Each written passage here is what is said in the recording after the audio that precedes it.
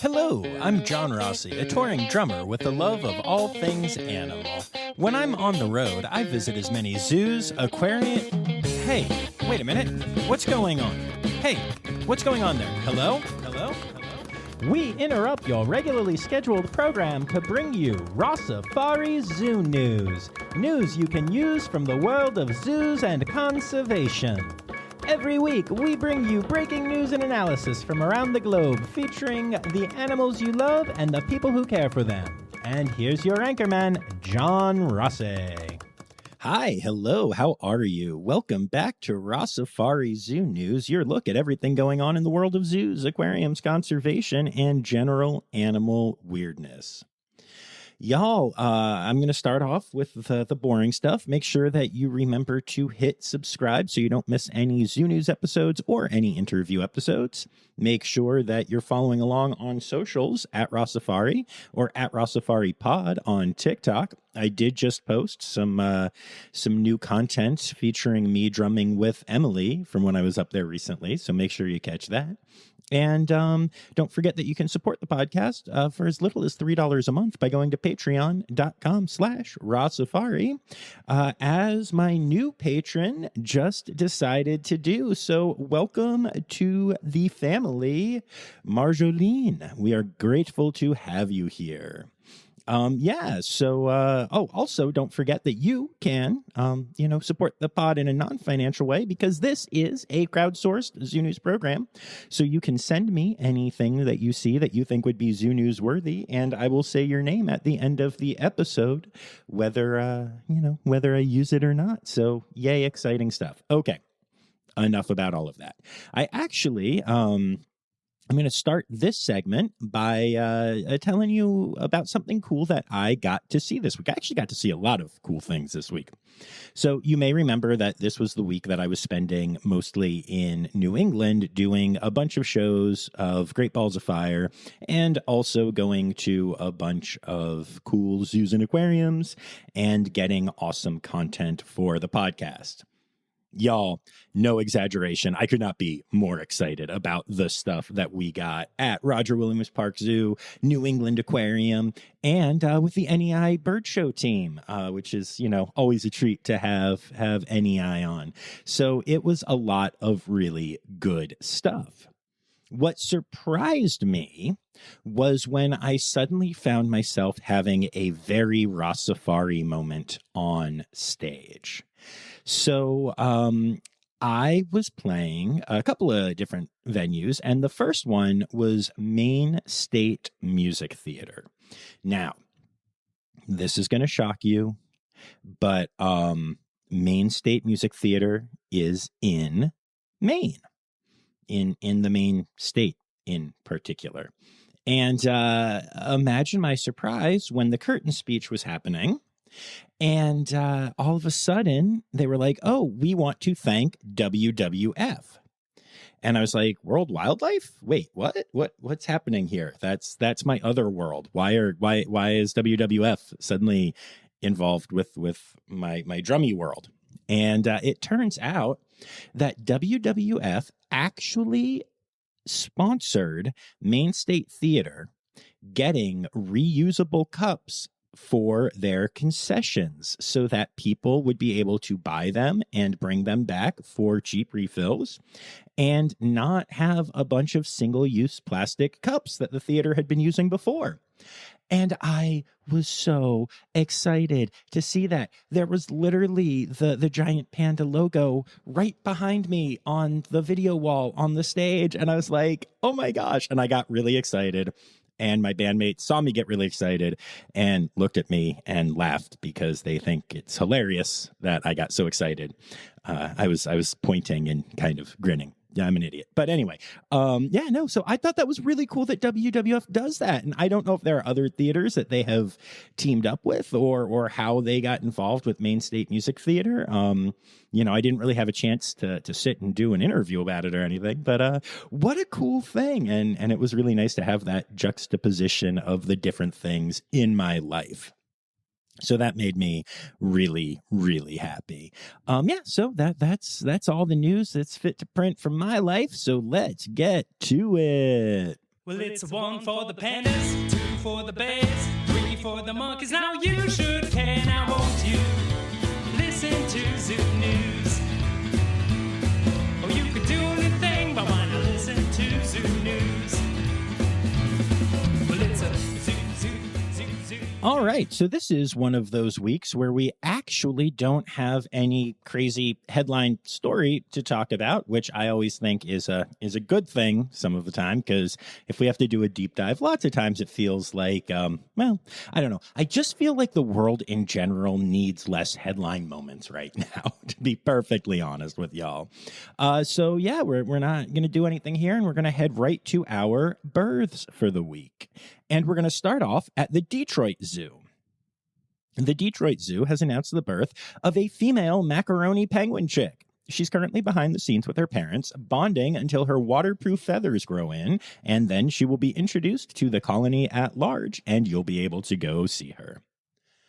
The North Carolina Zoo is home to 6 new Von der Decken hornbills, hatched to parents Jake and Zuri. Now, this is incredibly impressive because Von der Decken hornbills have a super complicated nesting process, and the conditions need to be absolutely perfect for there to be any breeding success at all with this species, which means, obviously, the North Carolina Zoo is doing absolutely amazing work with the species, which, no surprise there.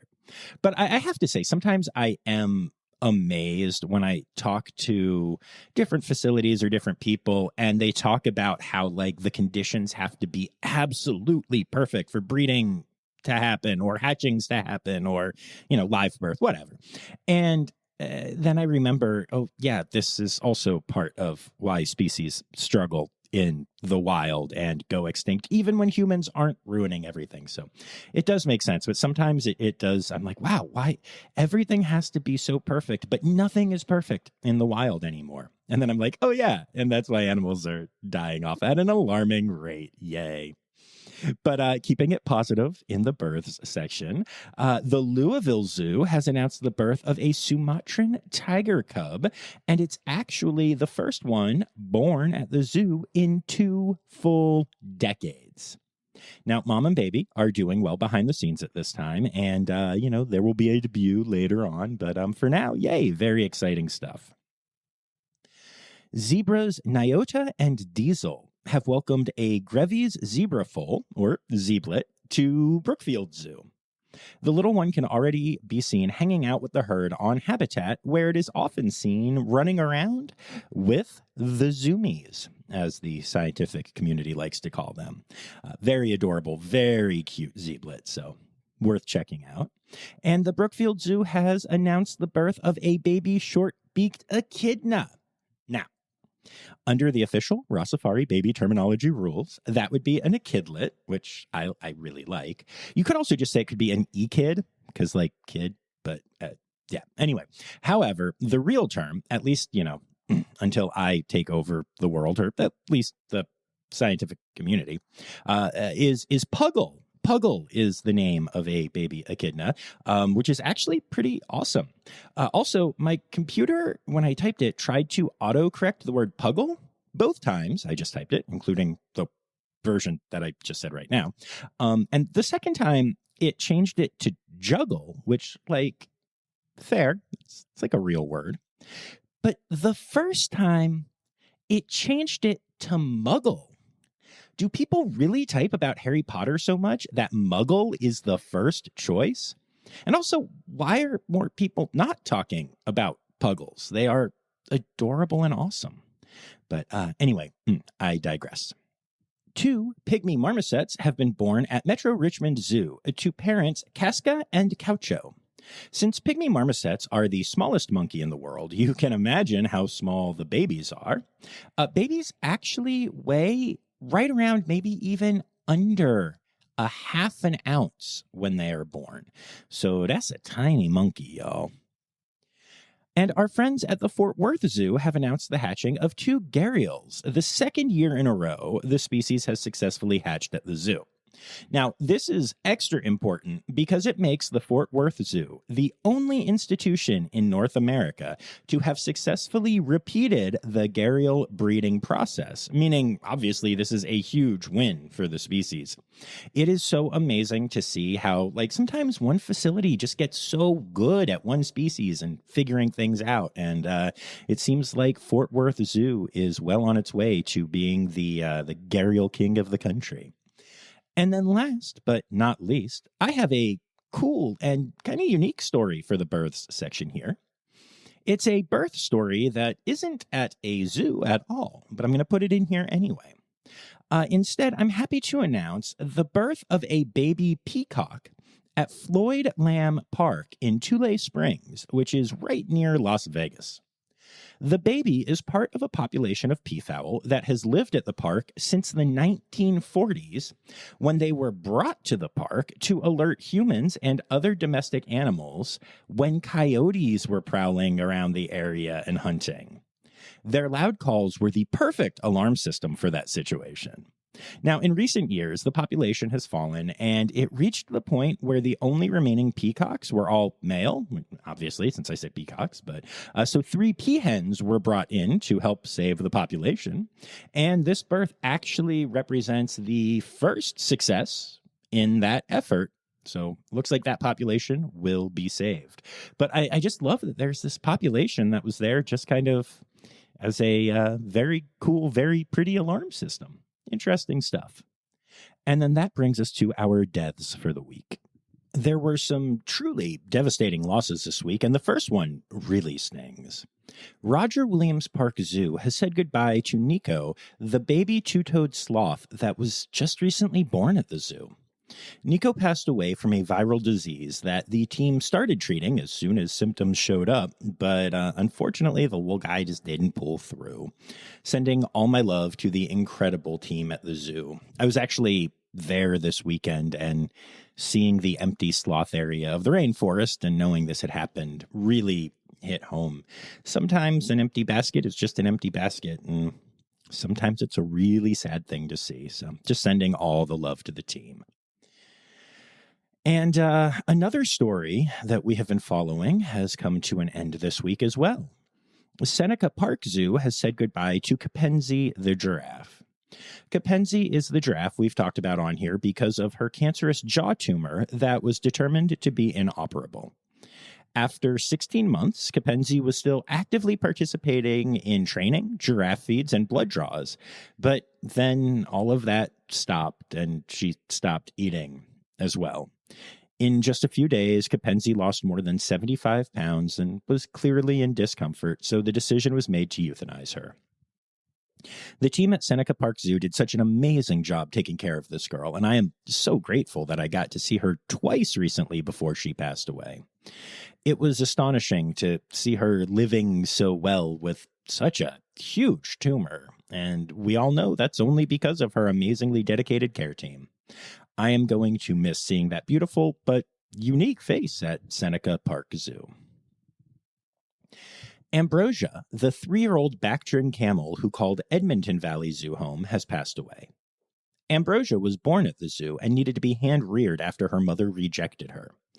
Unfortunately, she had multiple major medical issues that weren't able to be medically managed any further than they were, so the correct decision was made to humanely euthanize her. This is particularly challenging for her caretakers, who formed an especially close bond with her through the hand-rearing process. Sending all my love to the team and my gratitude for the amazing work they did in their short time with this sweet girl. Henry Vilas Zoo has announced the passing of Sparky, a 26-year-old harbor seal who was born at the zoo in 1998. Sparky was a geriatric animal, and during a recent examination, veterinarians discovered he had developed a problem with his eyes and also heart disease and pneumonia. Not the best examination results, unfortunately, and sadly, all of these issues combined to be more than Sparky would be able to fully recover from, so the decision was made to euthanize him. Sparky was known for being a super patient seal who was the first pinniped that trainers would start to work with because of his forgiving nature. He was also very in love with the special enrichment his care team created for him, which allowed him to use his vibrosi to find hidden food. His gentle spirit will be greatly missed at the zoo. Boris, a 58-year-old chimpanzee who has lived at the Chester Zoo since 1969, has passed away. Boris has an incredible story. He was illegally taken from the wild as a baby by traffickers and ended up living in a pet shop in New York City for a while. He then ended up living in an apartment in Manhattan for several years, which is kind of crazy since most of my actor and musician friends who live in New York can't manage to get a place in Manhattan. But this chimp was able to. But no, he was finally rescued from that life because, all joking aside, I know y'all know that is not okay. And he ended up moving to the Chester Zoo for the rest of his life. Now, Boris is a father to 22 chimpanzees, and his progeny has moved on to zoos all around the world. Boris was beloved at Chester Zoo, so much so they even have a statue of him up at the zoo. He is seriously going to be missed. Cameron Park Zoo has said goodbye to Jabba, the male white rhinoceros that called the zoo home. Jabba was 43 years old, meaning he was the fourth oldest white rhino in the world at the time of his passing. Although his passing at that age is not a surprise, there were no indications that he had reached the end of his life, so the zoo is doing a necropsy to determine the exact cause of death. And I really hope that whatever they find is able to give them the closure that they need, because that's, even when it's an animal who, time-wise, it makes sense. When you don't know what happened, it's always really hard. And then the Denver Zoo has announced the passing of Tilly, an African wild dog. Tilly was 11 years old at the time of her passing and was the matriarch of the pack at the zoo.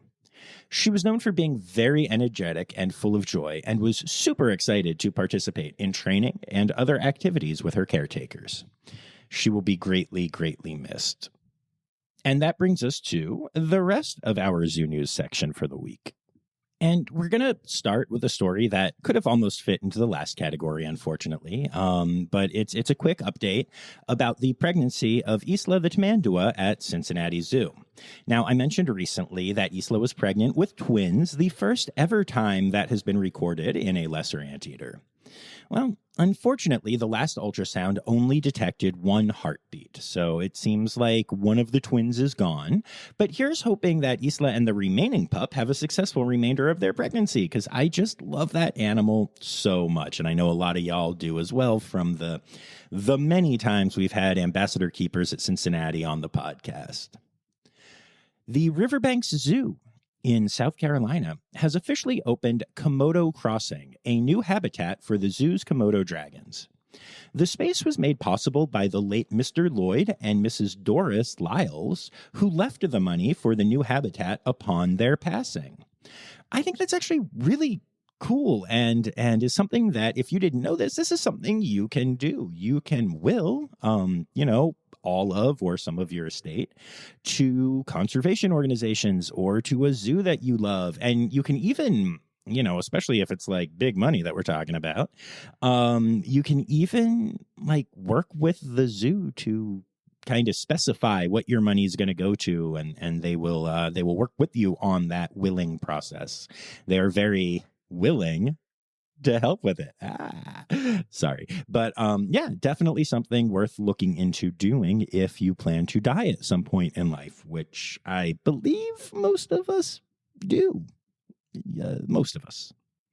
Anyway, moving on. This is a really exciting story. The Los Angeles Zoo is having a record-breaking California condor hatching season this year, which is incredible to see. 17 of the birds have hatched at the zoo this year, which beats the previous record of 15 by 2 birds, I think. Anyway, all 17 of the birds are doing super well and are currently considered candidates for release into the wild. This is especially important this year because, as I've mentioned on here before, Avian influenza has hit the wild population of California condors and has definitely taken its toll. So not only does every condor birth super matter for this species in general, but it extra super duper matters right now because, we're combating those losses. So this is a big victory for the Los Angeles Zoo. I wanted to take a moment to do a quick follow-up on the strike situation at Zoo de Granby up in Canada. Employees have officially voted for an indefinite strike, which is like the next level. It's an escalation of the labor dispute that I spoke about on here already and shows that the staff is dedicated to getting fair treatment from management at the zoo and that they feel like the management is just really stalling with their contract talks. Again, a reminder, they have technically been working without a collective bargaining agreement since the beginning of the year. And it's August now. And I know, the way things happen this year, it's kind of hard to believe that it's August now.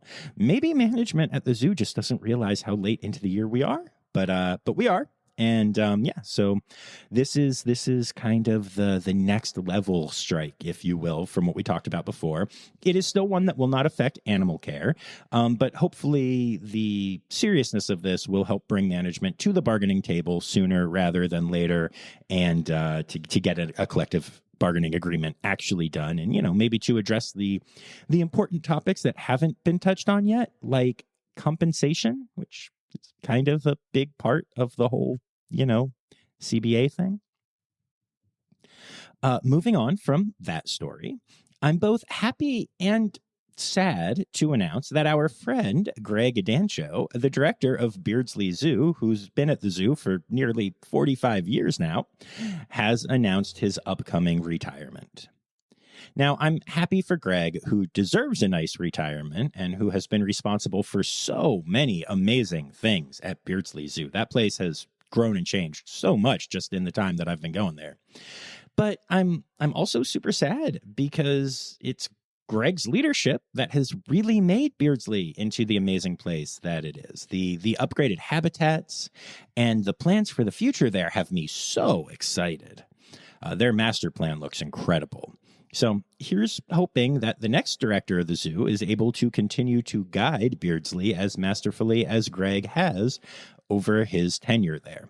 And also, whoever the new person ends up being, until they've appeared on the Rossifari podcast, I feel like they don't really earn the title because Greg was an amazing guest. So I'm sure we'll take care of that soon. And Greg won't be the only leader to retire from a zoo soon. John Linehan, the president and CEO of Zoo New England, has also announced his upcoming retirement. John oversaw incredible growth at both Franklin Park Zoo and Stone Zoo during his 43-year tenure at Zoo New England, 22 years of which were spent in the president and CEO role.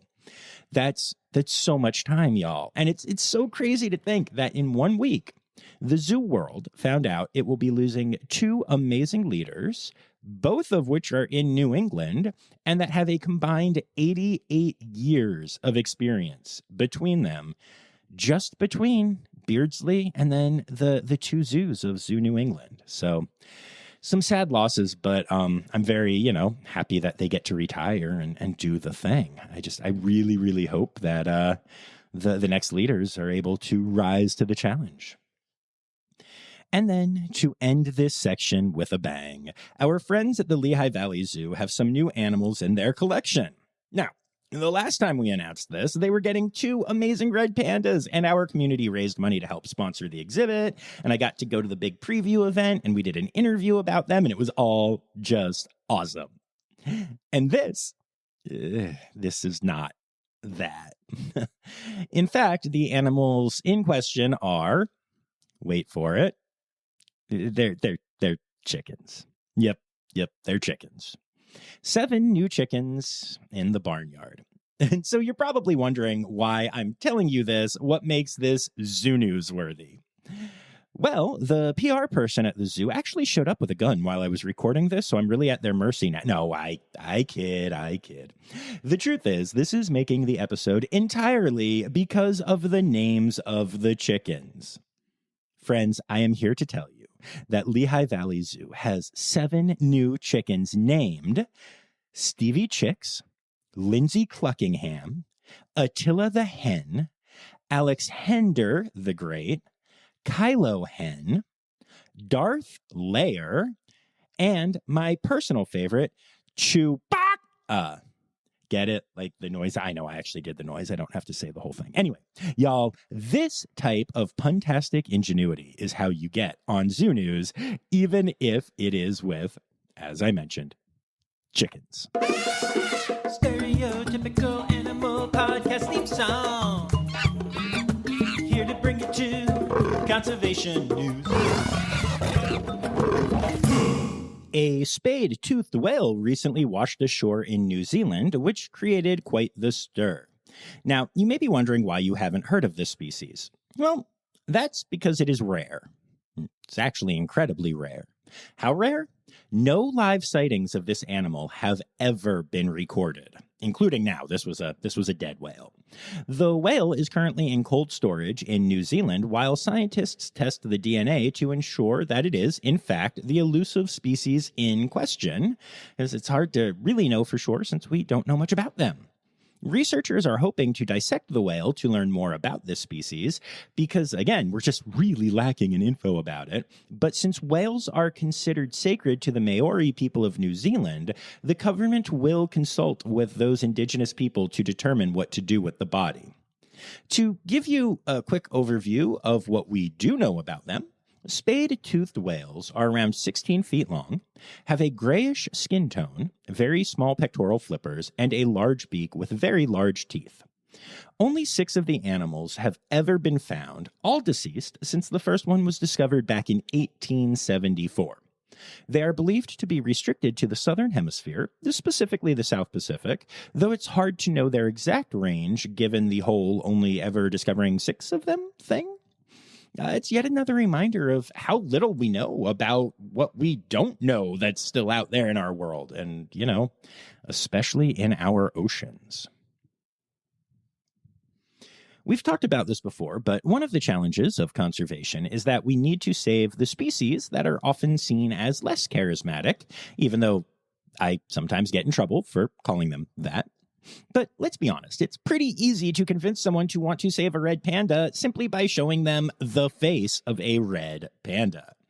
Want to raise money to protect tree kangaroos? Post a video of one munching on some veggies. Hearts will open, and often that leads to wallets doing the same thing. But what about an animal that people are scared of? Like, say, a rattlesnake. Well, researchers at California Polytechnic State University are trying to show off how cool rattlesnakes are in a pretty unique way. They discovered a mega den of rattlesnakes. Now, that's the actual terminology used by these actual scientists, not just your idiot drummer podcaster saying, ooh, mega den, like it's some kind of heavy metal band or something. But yes, so anyway, they discovered a mega den of rattlesnakes on private land in Colorado, where literally hundreds of the snakes are living together, eating rodents, caring for their babies, and coexisting peacefully, just living their best rattlesnake lives.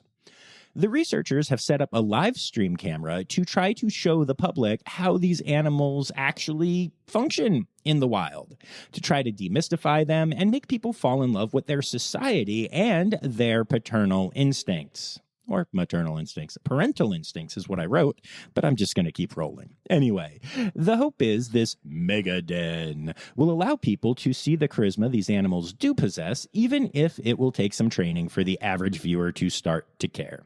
It's definitely a unique idea, and it also has some of its own consequences, maybe, or at least concerns.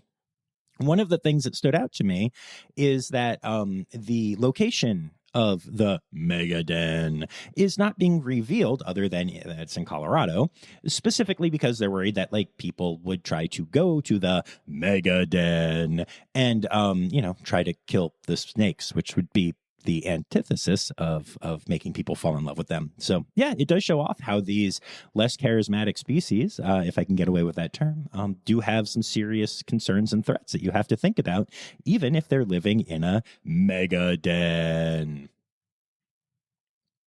We have some exciting news about Siamese crocodiles this week. They were found to live in a no, I'm kidding. Anyway, Siamese crocodiles are a critically endangered species found in Cambodia that have been almost completely wiped out by, you guessed it, hunting and habitat loss.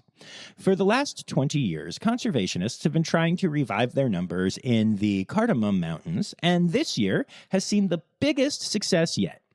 60 baby Siamese crocodiles were born in the area this year, far outpacing previous year's births. Congrats to the conservationists and crocs involved. There is a new 4-part HBO docu-series dropping on August 18th that I fully believe will be as bad as Tiger King. The show is called Chimp Crazy, and I'm here to officially ask y'all to not give in and watch it. The show is about an exotic animal broker, to use the official terminology, named Tanya Haddix, who refers to herself as the Dolly Parton of chimps, which, ma'am, no. Just no. Dolly Parton is a national treasure, and that is blasphemy. And it's also somehow the least offensive thing about this docuseries. So, Tanya apparently develops a strong and unique relationship with one of the chimps in her care, which leads her into, according to the press release, a wild cat and mouse game with authorities and animal rights groups. The release goes on to say that through Tanya and other, quote, chimp mom experiences, blah, Chimp Crazy reveals the singular bonds that form between owners and their highly intelligent great ape pets. Now, it does say the series exposes the risks humans take when they try to raise these animals as a member of their family, as well as the risks to the welfare of the animals themselves. So I guess there is the hope that this will be one huge piece of gotcha journalism that exposes these people for being, wildly problematic. But somehow I'm not holding out much hope. Keep in mind, there are a lot of conflicting studies in general about showing animals and humans interacting, even at places like accredited zoos. There's some debate about this, and it's very easy to be on either side of that argument with studies and evidence on both sides. But the one area where there is no ambiguity with this issue, where it can be 100% said that all evidence points to images like that or like videos of people living with them causing problems for the species is with primates, especially great apes. I have a really bad feeling about the effect this series will have on great apes in general. And if I'm wrong and they do an amazing job illustrating why having great apes as pets is a terrible, terrible, terrible, terrible, terrible idea, I'll happily eat my words and we can all watch together. But that seems unlikely. But to end this section on a happier note, Pinellas County in Florida made sea turtle hatching history this year. The first ever leatherback nest successfully hatched on one of the beaches there this season. The first ever. This is huge news, as sea turtles will usually return to their same nesting grounds year after year for like hundreds of millions of generations. So does this mean that turtles are adapting to the loss of their original nesting grounds? Does it simply mean that one leatherback got lost? Will these babies return to this beach and start to turn it into a true leatherback nesting ground? It's hard to say, but it's really good news for the species that there's another leatherback nesting ground. And that brings us to... It's time for other news. It's time for other news. Hey, now, right now, it's time. It's time for other news. Hey, it's a segue to the part called other news. So a year ago, I shared a story about a sea otter that was living in the Santa Cruz area that had started stealing and even chewing on surfboards. Otter 841, as the wildly boring science people who gave him that name, instead of something creative like... It actually is hard to come up with a name specifically about an otter stealing surfboards. Like Brian Wilson, like from the Beach Boys, because they surfed? They had like Surf and Safari, but... Oh, wait, Otter 841 is a girl, so even that terrible name doesn't work. Okay. Oh, how about Annette from the whole Frankie and Annette surf movies that I vaguely remember hearing about? They were from like the 1920s 60s or something. This is hard. Okay, maybe Otter 841 is the best choice. Anyway, Otter 841 is back in Santa Cruz, stealing surfboards and munching on them again.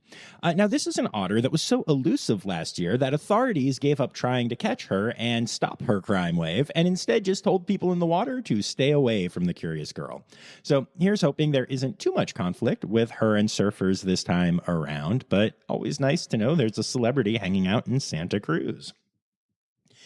And then we've all heard of Cocaine Bear, the movie that came out last year dramatizing a story about a bear that got high on cocaine. Well, a sequel could well be on the way, as 13 sharks recently tested positive for cocaine off the coast of Brazil. And this wasn't just 13 sharks out of a lot of sharks that were tested. There were only 13 sharks tested, meaning there is a real concern that all of the Brazilian sharp-nosed sharks off the coast of Brazil might have cocaine in them. Now, along with fueling some hilarious mental images of cocaine-fueled shark rages, this does bring up some interesting questions. For starters, how did the cocaine get into the sharks? Researchers believe this is further proof that human drug use is causing major problems in nature, as cocaine and other drugs seep into wastewater and then get into large bodies of water, especially in places where use of the drug is concentrated, like maybe Rio de Janeiro. The way the cocaine gets into the water is still up for question, but the concentrations are high enough that it's very possible that this is just the effect of the drug being dumped into the water by traffickers to avoid getting caught. It's also possible that it's found in human waste after the humans use the drug, but the body doesn't process it all. However it is happening, the coke is definitely getting into these animals, and that is not a good thing. Now, scientists don't actually know if the cocaine affects the sharks at all or causes any behavioral issues or, honestly, anything like that at all. There has also not been any study into what effect eating cocaine sharks could have on humans. And that sounds like I'm about to make a joke, but I mean it. Would the drug have an effect if it entered the human body that way? Would you test positive for cocaine if you took a drug test, like say for a new job, even if you've never actually tried the drug before? We currently don't know, so this is an interesting study that creates a lot more questions than it answers. But again, it also creates the admittedly kind of amusing concept of sharks on cocaine. I want to see that movie. Oh, they could totally do a mashup with Sharknado, and it could be like, the cocaine Sharknado, rawr. Anyway. Oh, animal, animal holidays. Animal, animal holidays. Hey! All right, it is August, and it's our first full episode in August, which is Asian Elephant Awareness Month, National Catfish Month, National Parks Month, and August is for Antelope Month. Then, for our individual days, we have August 2nd, which is Golden Lion Tamarin Day, August 4th, which is Owl Awareness Day, Clouded Leopard Day, and starts International Assistance Dog Week. The 5th is World Tomastoma Day, the 7th is Sea Serpent Day, and the 8th is International Cat Day and Moon Bear Day. And those are your animal holidays for the week, and also make me wonder, who would win in a battle between a cocaine sharknado and a sea serpent?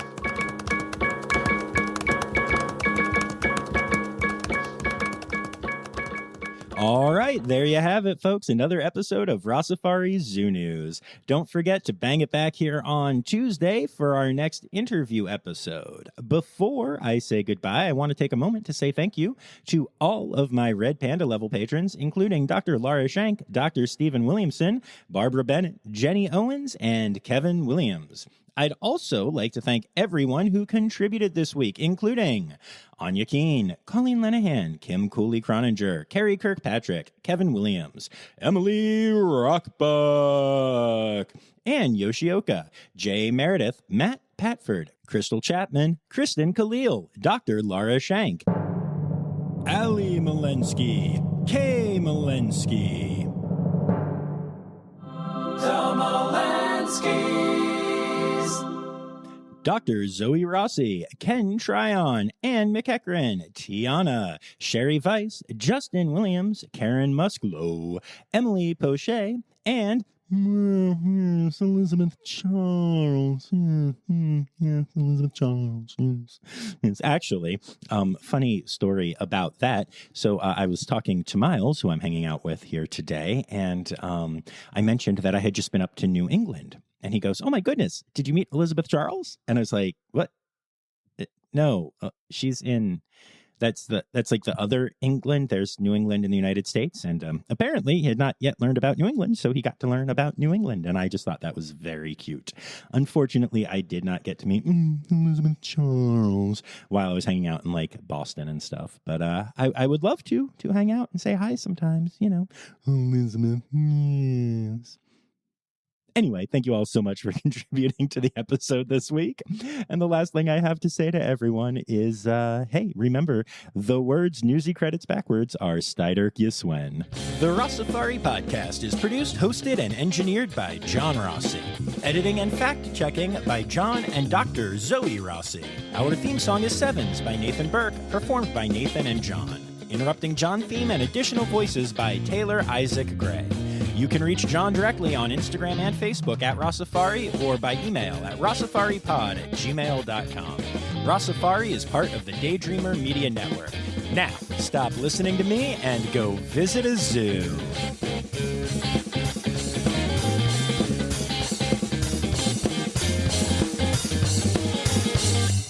I have no outtake this week, not because I didn't make any mistakes this week, but because for whatever reason, possibly because the real field temperature is over 100 degrees right now, and the room I'm recording in is very warm, and the AC doesn't hit it really hard, and I can't turn a fan on because I'm recording, but every time I did make a mistake, I swore violently and loudly, so no outtakes this week. Bye!